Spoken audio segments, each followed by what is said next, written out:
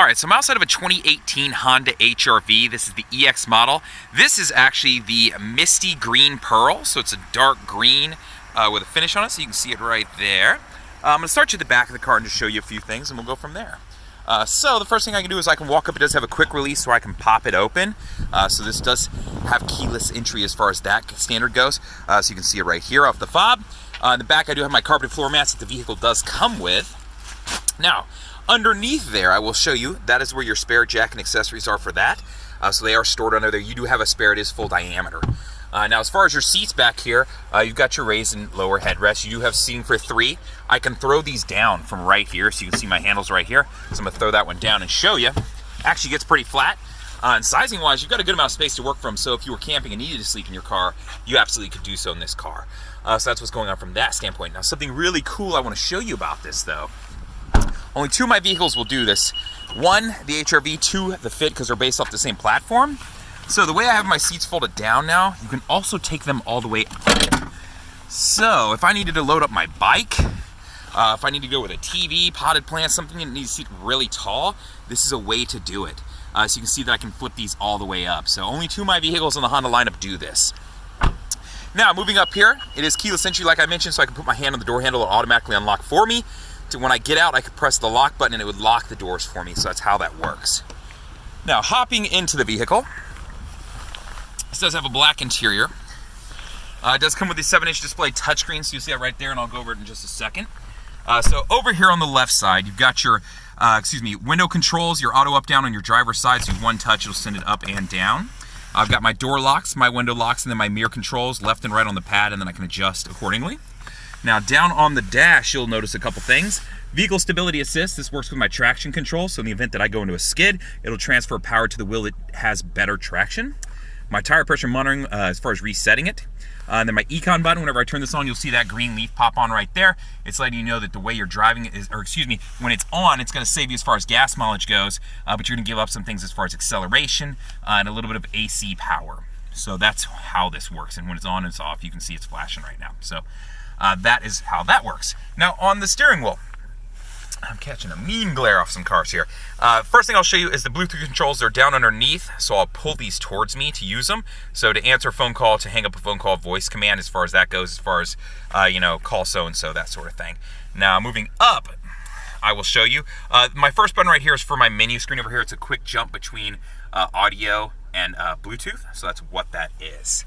Now, secondarily, you can see my volume controls, plus and minus, jumping between my favorite stations, and then source will toggle between FM, AM, anything I have hooked up, so you can see when I do that, it jumps over here, right? So that's how that works. Now, depending on what I have open, I can select the menu screen, and it'll pull up, if I want to scan, look at presets and all that, it'll jump over to this screen too, so you can see that. So that's how that works. Moving over to the other side, you'll see my cruise control settings are right here. So if I hit cruise main, you'll see it pop on right there with the green light. And then from there, I can work. And then I've got, set, cancel, resume, pretty self-explanatory stuff. So, I'm actually going to do this. We're going to move this car for a second to where you're not catching as much of a glare when I show you this stuff. Alright, so while I have the car sitting here in drive mode, I'll actually show you something over here. So the first thing right here is brake hold. And I want to explain what this feature is and how it works. So I'm going to put my seatbelt on because you have to be wearing your seatbelt to use this function. So, if I'm wearing my seatbelt and I press the brake hold button, you're gonna see brake hold come up on here, right? So right now, the car is in drive, right? I have my foot on the brake. I can release my foot from the brake down there, and the car is not moving. So it's designed for like stop and go traffic, right? So then when I wanna move forward, I press the gas, I start to move forward, I move the 6 inches in Austin traffic, I come to the complete stop, car is still in drive, I have my foot on the brake, I let my foot off the brake, it holds it for me. So that's the purpose of brake hold, just so you know how it works, right? Parking brake is right above it. To use it, put my foot on the brake, I lift up on the trigger to set it. When I do, you will see park come on there in red up there. When I press down on this trigger with my foot on the brake, it releases it. And you'll feel it move under your foot, the brake pedal. So that's how that function works, right? While we're over here, I'll shift into reverse and show you the backup camera. So that'll throw automatically on. I've got 3 different views on this backup camera. So I've got a wide angle view if I was backing out, so you can see it has a more fisheye lens to it.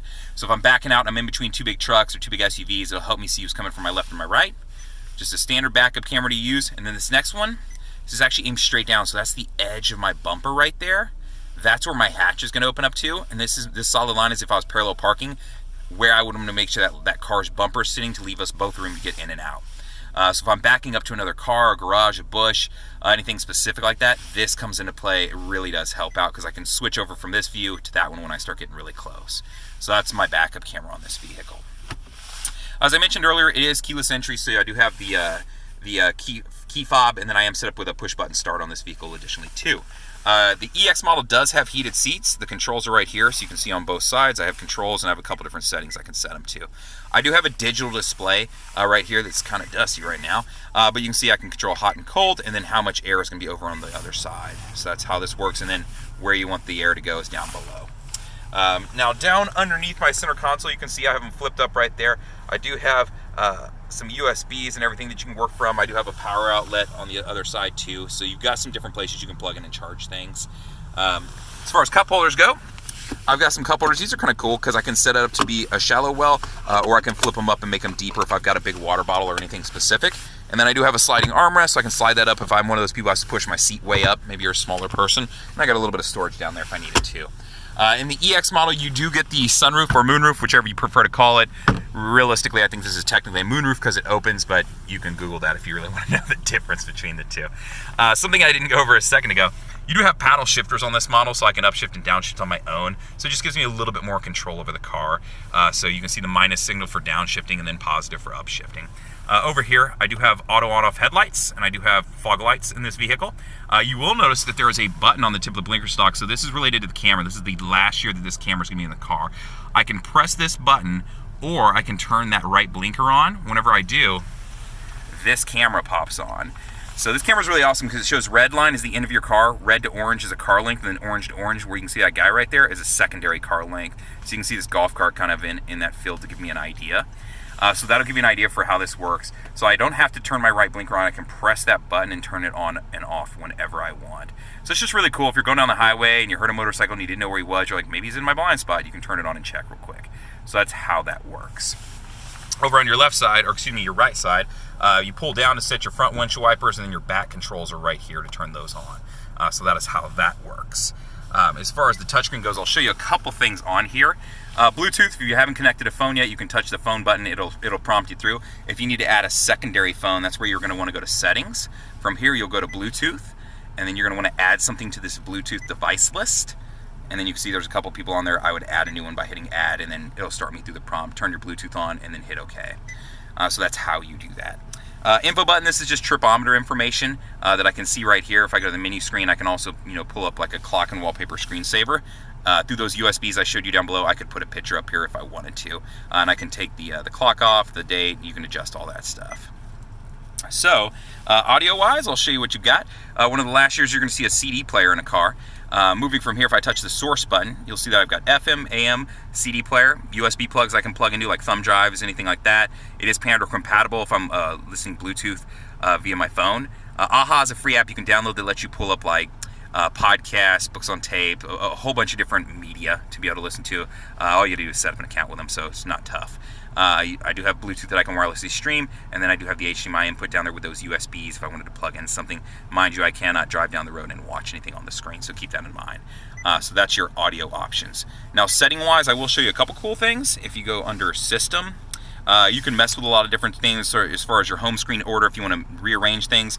Display settings, your background color, if you want to change it from this blue to a different color. If you want to turn the beeps off, you can absolutely do that. So there's some different things you can play with in here that are kind of nice to be able to adjust. So just know that those are there.